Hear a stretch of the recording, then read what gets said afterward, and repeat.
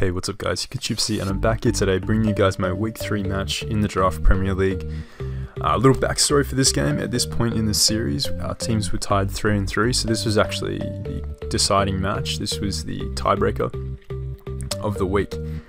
And so obviously, a lot of pressure's on. We want to win for the team. Currently we are undefeated in the Draft Premier League, and obviously, the young goaters, we want to keep that going. So we are here faced off against a guy called Muck. Haven't really heard of the guy in the community, but I've seen him like spam chats and talk hella shit in the chats, so he's obviously a bit of a personality. But yeah, we're faced off against him. Like I said, I don't know much about him, don't really know how sort of solid he is in terms of a player, but he was drafted in DPL, so he's got to be some sort of solid caliber of player to be drafted by a team. And he's got a pretty solid team. Like, the team he chose to pick for this week is like really offensively threatening. Obviously with the Mega Lop, the Thundy Eye, which I hate facing, the Mamoswine, and then the potential of Zemu. I think he was Zemu on this team as well. So lots of offensive potential threats to my team, but I built a team that I feel can really overcome, especially the mons that he's brought to this game. So we have a defensive Mew. I think I'm Lumberry on this Mew to prevent against Toxic, or to at least delay something like Toxic Klefki from slowing down my Mew. It forces him to click Toxic twice, which allows me to get crucial Earth Power damage off versus that Klefki, or get a Becalm Mind, which could be influential in allowing me to live a hit from Thundy afterwards. And if I remove Klefki, stuff like Zam have a much easier time, Gren, Clef. Then I have a Rocky Helmet Scarm with spikes, with Stealth Rocks actually on this set, so I'm not carrying spikes, I'm carrying like Rocks, Toxic Brave Bird, and like Roost, I think, on this set. Toxic Lures, Rotom, Mew, obviously Thundy. Rocks really big. I don't really think he's going to have defog support, given the fact that he does look to have spiking options in Klefki, and obviously Rocks and Mamo or Mew.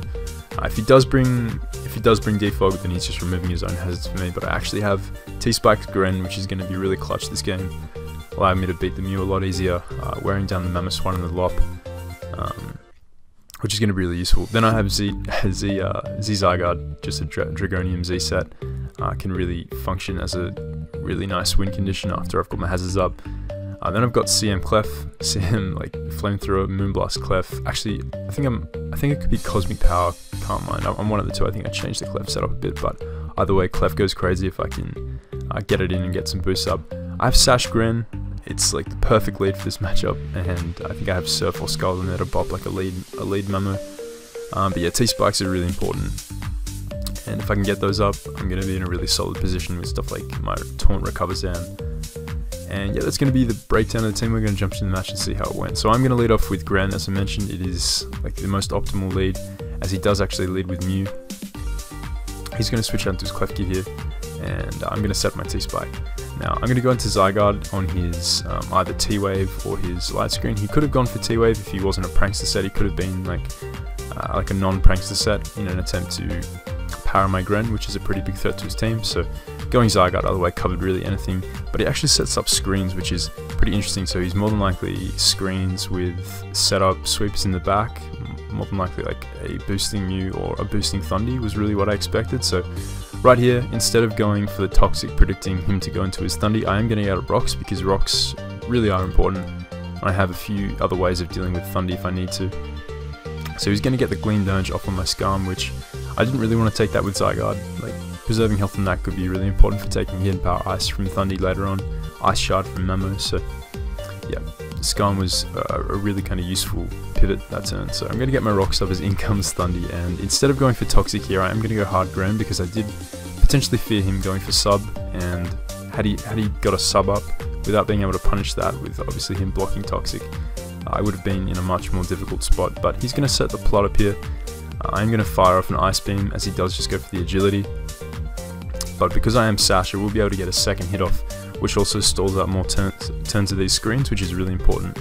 At this point, now that he's set up and revealed Double Dance, I do see my out. Whilst it looks really bad, I know exactly how I'm going to play this. So pretty much at this point, I need to get damage off with Gren. I need to force the light screen turns to run out.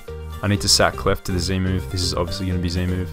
then Mew can live any hit, and if Mew dies, Zygarde clicks E-Speed the following turn and takes him out. So even though I lose 3 mons in the process, Zygarde, Zam, and Skarm can literally win once this threat is down. So that is my thought process at this point. So I'm going to go into Clef here and sack it off to the Z move. Obviously, if he for some reason wasn't Z, I got off a Moonblast here, but he is going to reveal the Z T-Bolt, and that is going to take down Clef. I guess Unaware would have been really clutch there. He didn't really have a lot for Unaware. Maybe he had like Toxic on Klefki, or I guess Taunt on Mew or something like that. But either way, Mew is going to come in here and click Psychic, as we do live a T-Bolt, and this is going to put him in Rock's range and obviously in E-Speed range. So that's really nice for us. He doesn't really have a ton of reason to preserve Thundy at this point, and if I do make the read of him preserving, going into like Klefki to defog or Rotom to defog, I could potentially get up a Dragon Dance, which obviously would be really bad for his team. So he's just going to sack off Thundy. I think that was the correct play on his part, as he's now going to go into Klefki, and right here I am just going to go hard Zam. Now the reason I go hard Zam, as opposed to going for the 1,000 arrows on his more than likely Reflect there, is because I can trace his Prankster, and this Zam comfortably beats this Klefki. He's not clicking T-Wave that turn, if he had it, obviously versus a Zygarde. If anything, he's clicking Gleam, or he's clicking a Screen. And I can Mega Evolve the following turn, trace his Prankster, click Taunt, and prevent him from setting up a Light Screen, because he probably wasn't setting up a Light Screen there. He was, if anything, setting up a Reflect or clicking Gleam. So going Zam here allows me to actually check this Klefki. It stalls out an extra turn of the Reflect, which he will get up. And Zam is looking powerful now, because I can stop the Light Screen going up. Nothing will want to switch on Psychic or Shadow Ball. Mamoswine will be taken out if he's offensive after Rocks, Poison Damage, and Psychic. So this is going to be really a nice position to get Zam in here, and that is what I choose to do. Going to Taunt his Keys here, and this thing is pretty much useless now against my Zam, because even if he had Play Rough, it was doing under half because I am so bulky on my Zam. And he does switch in his Mew here to take the Shadow Ball, to take the Psychic into the Poison, into the Shadow Ball. We do take out Mew here with a Shadow Ball, and now he's gonna actually bring in his Rotom here. And because I am Prankster, I don't even have to fear him being like scarfed T-Wave, because I will be able to get the faster Taunt off due to Prankster. And I do Taunt him here as he just clicks Thunder Wave. Now right here I'm going to go for Psychic. He's going to click Hydro, revealing that he's not scarfed, which is good to know. And this turn I believe I just go for the Recover, as he goes hard out into Klefki. And no, I click Psychic here, sorry, I click Psychic. This turn I click Taunt, as he tries to go for the Dazzling Gleam, which only does 29. And if I didn't have Recover, this would be a nice play for him, but I do. And this Zam can recover up all day on this Klefki, as he's now going to switch back and into Rotom on my Recover, and pop his Eye Papa Berry, which is a nice turn for him, because it means that he's now out of range of another Psychic, based on the previous roll we got versus him. And right here, I think he's either going to click T-Bolt, he's either going to click Volt Switch, predicting my Taunt on his T-Wave, because he already has shown to have T-Wave, or he's going to click T-Wave as I go for Psychic, predicting him to go for an attack. Either way, staying in with Zam is not the play, because Zam is so good. Like, Zam literally wins from here. I've got all the necessary chip I need on Klefki, and Lop will die in one hit. Mamo, like I said, will die after Rocks, Poison Damage, and a Psychic. So I'm going to go hard into Zygarde. It covers literally everything he can do, and force to kill the following turn. So he's going to Volt Switch here, and I am going to fire off 1,000 arrows. Rotom is going to drop, and he's now going to bring in his Mamoswine. And I know this thing is probably more than likely going to be Adamant versus me. He actually was Adamant banned, he told me after the game, or someone told me after the game. But I'm going to outspeed here, expecting not to go for the Ice Shard, and more than likely go for the Icicle Crash, expecting my Skarm to come in. Or maybe he expected to just outspeed me. Maybe he might have expected like a slower Zygarde. But we get him here, we take him out with a Z Outrage. Mamo is down, and the Zam has officially won this game now. So he's going to go into Lop, even if he crit freezes me with Ice Punch. Zam has it in the back. High Jump Kick does under half. Zygarde is such a stupid mon. Really looking forward to using this mon in an actual draft as well.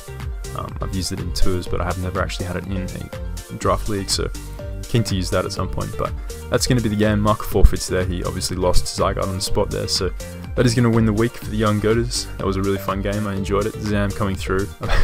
Yeah, Mega Zam is like fucking good. This mon is like, it's not slept on because people know it's good now, but crazy to think it was so underappreciated for such a long time. But that is going to be a quick one for week 3.